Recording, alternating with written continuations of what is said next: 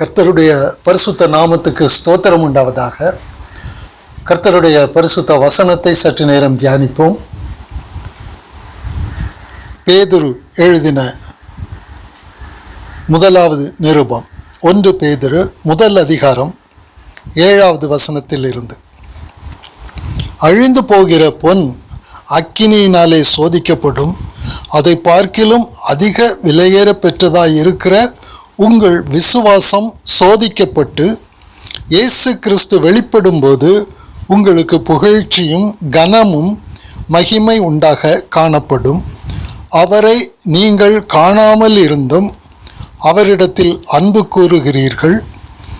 இப்பொழுது அவரை தரிசியாமல் இருந்தும் அவரிடத்தில் விசுவாசம் வைத்து சொல்லி முடியாததும் மகிமையால் நிறைந்ததுமாயிருக்கிற சந்தோஷம் உள்ளவர்களாய் களி கூர்ந்து உங்கள் விசுவாசத்தின் பலனாகிய ஆத்தும இரட்சிப்பை அடைகிறீர்கள். அவரை நீங்கள் காணாமல் இருந்தும் அவரிடத்தில் அன்பு கூறுகிறீர்கள். இப்பொழுது அவரை தரிசியாமல் இருந்தும் அவரிடத்தில் விசுவாசம் வைத்து சொல்லி முடியாததும் மகிமையால் நிறைந்ததுமாயிருக்கிற சந்தோஷம் உள்ளவர்களாய் களி கூர்ந்து உங்கள் விசுவாசத்தின் பலன் ஆகிய ஆத்தும இரட்சிப்பை அடைகிறீர்கள். ஆண்டவர் இதில் நிறைய காரியங்களை சொல்கிறார். நீங்கள் ரொம்ப சந்தோஷமாக இருக்கீங்க, ரொம்ப இளைப்பாறுதலோடு இருக்கிறீங்க, விசுவாசத்தோடு இருக்கிறீங்க, நம்பிக்கையோடு இருக்கிறீங்க, கிறிஸ்துவோடு எப்பவும் அன்பு கூறுகிற ஒரு இடத்தில் இருக்கிறீங்க. எப்பவும் நீங்கள் அவரை காண முடியாமல் இருந்தால் கூட, அவரை தரிசிக்க முடியாமல் இருந்தால் கூட மிகுந்த சந்தோஷத்தோடு இருக்கிறீங்க, இளைப்பாறுதலோடு இருக்கிறீங்க, நிம்மதியாக இருக்கிறீங்க, சொல்ல முடியாத அளவுக்கு நீங்கள் சந்தோஷமாக இருக்கிறீங்க. இந்த காரியங்கள் எல்லாம் ஆண்டவர் ஆவியானவர் சொல்லும்போது ஒரு கேள்வி, இப்படி நான் உண்மையிலே இருக்கிறேனா? ரட்சிக்கப்பட்ட எனக்கு, கிறிஸ்துவை தரித்து கொண்டிருக்கிற எனக்கு இப்படிப்பட்ட ஒரு வாழ்க்கை உண்டா? அதான் என் வாழ்க்கையில் துக்கமே இல்லை, கவலையே இல்லை, கண்ணீரே இல்லை, புலம்பலே இல்லை, ஏதோ எதை எடுத்தாலும் சந்தோஷம், சொல்ல முடியாத அளவுக்கு. அவரை காண முடியாதான், ஆனால் அவரிடத்தில் அன்பு கூறுகிறோம். அவரை தரிசிக்க முடியாது, ஆனாலும் நாம் அவரை விசுவாசிக்கிறோம். விசுவாசித்து சொல்லி முடியாத அளவுக்கு நாம் ஒரு சந்தோஷத்தால், ஒரு பூரிப்பு உள்ள ஒரு வாழ்க்கை, நிம்மதி உள்ள ஒரு வாழ்க்கை, மகா களி கூறுகிற ஒரு வாழ்க்கையில் நீங்கள் இருக்கிறீங்கன்னு ஆவியானவர் சொல்கிறார். இதை கேட்கும் பொழுது உண்மையிலே மெய்யாகவே எனக்கு இந்த ஒரு மேன்மையான மகிமையான எல்லா சூழ்நிலைகளையும் அப்பம் போல சாப்பிடுகிற, அது எனக்கு உலகத்தாருக்கு தீமையாக இருக்கும், உலகத்தாருக்கு கேடாக இருக்கும். ஆனால் என்னுடைய வாழ்க்கையில் அப்படிப்பட்ட சம்பவங்கள் எல்லாம் வரும்பொழுது அப்பத்தை புசிக்கிறதை போல புசிக்கக்கூடிய ஒரு கண் திறக்கப்பட்ட உன்னதமான ஒரு வாழ்க்கை வாழ்கிற இடத்தில் நான் இருக்கிறேனா என்பது மிகப்பெரிய கேள்விக்குறி. ஆண்டவர் இந்த இடத்துக்கு நீங்கள் வந்து விட்டீர்கள் என்று சொல்கிறார். விலையேற பெற்ற பொன் கூட, அழிந்து போகிற ஒரு பொன் கூட அக்கினியினால் அது சோதிக்கப்படும். அதைவிட விலையேற பெற்ற உங்கள் விசுவாசம் பரீட்சிக்கப்பட்டு சோதிக்கப்பட்டு,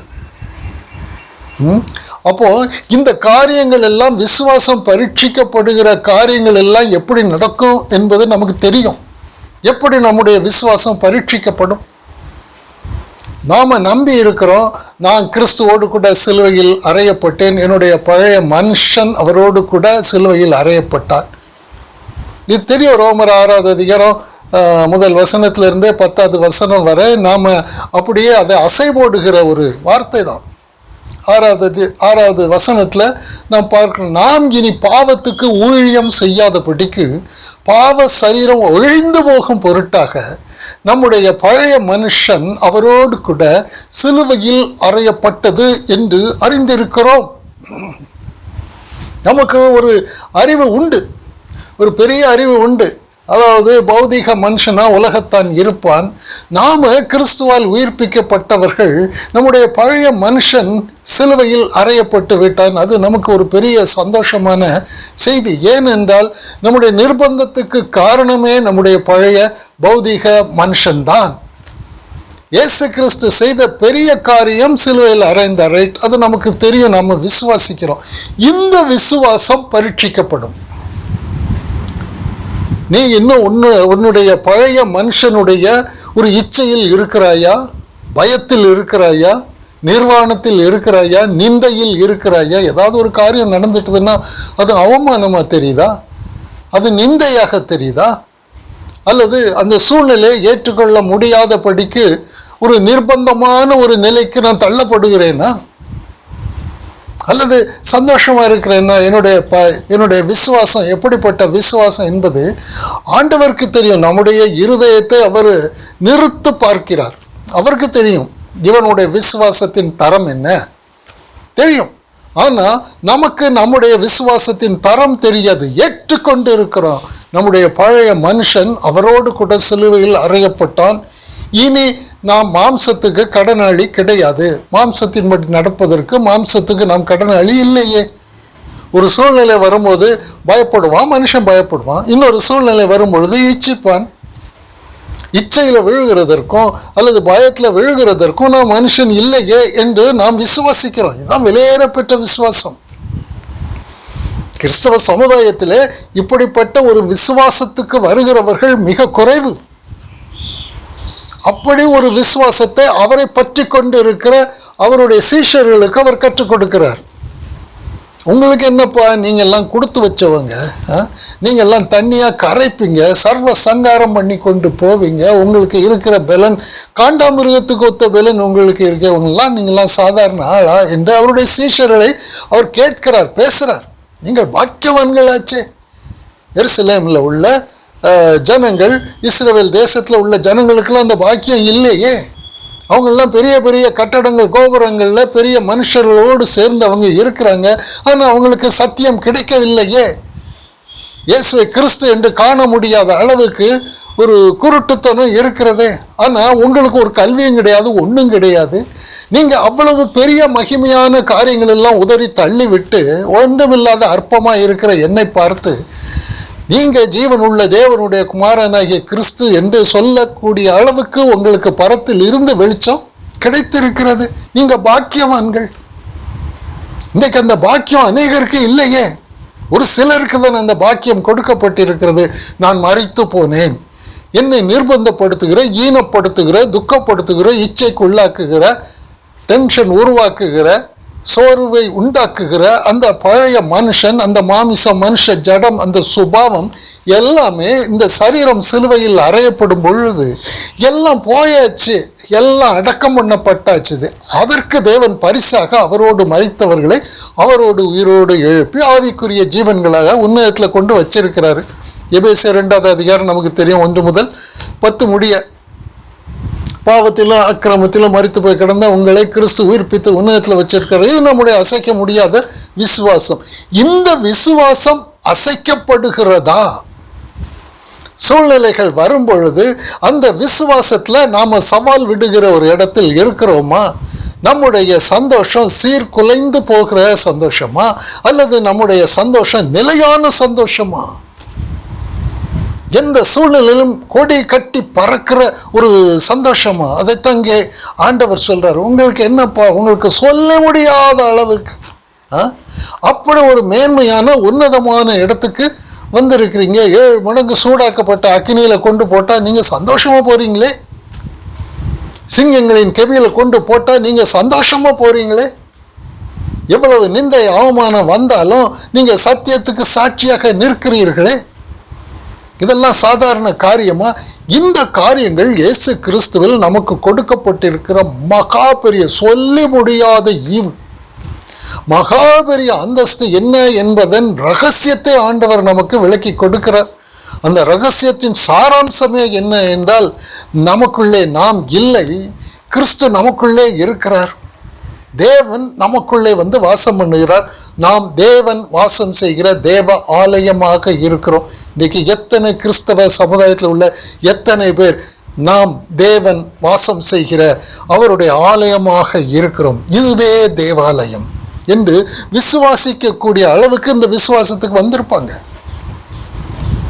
இந்த விசுவாசத்துக்கே வரவில்லை என்றால் தள்ளாடி கொண்டு தான் இருப்பாங்க. காற்று பறக்கிற அந்த சருகு போல, பதர் போல அப்படியே ஓடிக்கொண்டே, நல்லா ஓடுற டைமில் நல்லா இருக்கும், சந்தோஷமாக இருக்கும். உலக தாளந்துகளின் மேன்மை மகிமை இருக்கும் பொழுது சந்தோஷமாக இருக்கும், நிம்மதியாக இருக்கும், சிரிப்பாங்க, புசிப்பாங்க, குடிப்பாங்க, எல்லாம் பண்ணுவாங்க. சூழ்நிலை மாறும்போது, இக்கட்டு வரும்பொழுது என்ன செய்வாங்க? இப்போ ஆண்டவர் நமக்கு கொடுத்துருக்கிறது, உனக்கு என்ன இக்கட்டு, உனக்கு என்ன பாடு, உனக்கு என்ன போராட்டம், உனக்குள்ளே தேவனையே வச்சிருக்கிற தெய்வத்துவத்தின் பரிபூரணம் எல்லாம் சரீர பிரகாரமாக உனக்குள்ளே மகா பெரிய ஒரு பொக்கிஷமாக தெய்வத்துவமே இருக்கு. அப்போ இந்த தெய்வத்துவம் நமக்கு இருக்கிற தெய்வத்துவத்தை எடுத்து நாம் உபயோகிக்கிற ஒரு இடத்துல இருக்கிறோமா, அதுதான் பரீட்சை. இந்த விசுவாசம் மகா பெரிய விசுவாசம் பரீட்சிக்கப்படும். அந்த பரீட்சை நேரத்தில் நாம் எப்படி இருக்கிறோம்? யாரானாலும் சரி, எத்தனை வருஷம், 50 வருஷம் கிறிஸ்துக்குள்ள இருந்தாலும் சரி, என்ன ஒவ்வொரு நாளும் அக்கினியின் பரீட்சை உண்டு.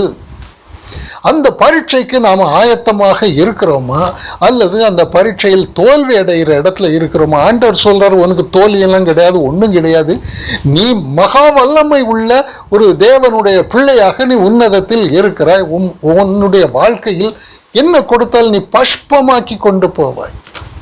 காலேப் சொன்ன மாதிரி நாம் அவர்களை எளிதாய் பிடித்து விடலாம். எளிதாய் பிடிக்க முடியுமா? ஆனால் நமக்கு தேவ ரகசியம் கொடுக்கப்பட்டிருந்தால், மறைக்கப்பட்ட தேவ ஞானம் என்று பவுல் சொல்றார். இப்படி மறைக்கப்பட்ட தேவ ஞானத்தை நாங்கள் பேசுகிறோம். அதை இப்பிரபஞ்சத்து பிரபுக்களில் யாராவது அறிந்திருந்தால் மகிமையின் கர்த்தரை, நம்மை இப்படி மகிமைப்படுத்துகிற கர்த்தரை சிலுவையில் அறைந்திருக்க மாட்டார்களே. அவங்களுடைய கண் வேறு விதமாக இருக்கு. ஒரு மத ரீதியான பரிசுத்தம் பக்தியில் இருக்கிறாங்க. ஏன் அதே தான் இன்றைக்கும் இருக்கும். மத ரீதியான பரிசுத்தத்தில் நிறைய கிரியைகளை செய்வாங்க, பக்திக்குரிய கிரியைகளை செய்வாங்க. அதனால நமக்கு என்ன லாபம்?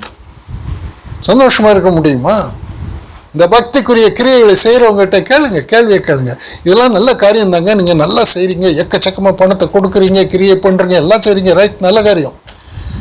ஒரு இக்கட்டு வரும்போது உங்களால் நிம்மதியாக இருக்க முடியுமான்னு கேளுங்க. அதுக்கு என்ன பதில் சொல்கிறாங்கன்னு கேளுங்க. ஓடுவான், நிற்க மாட்டான்.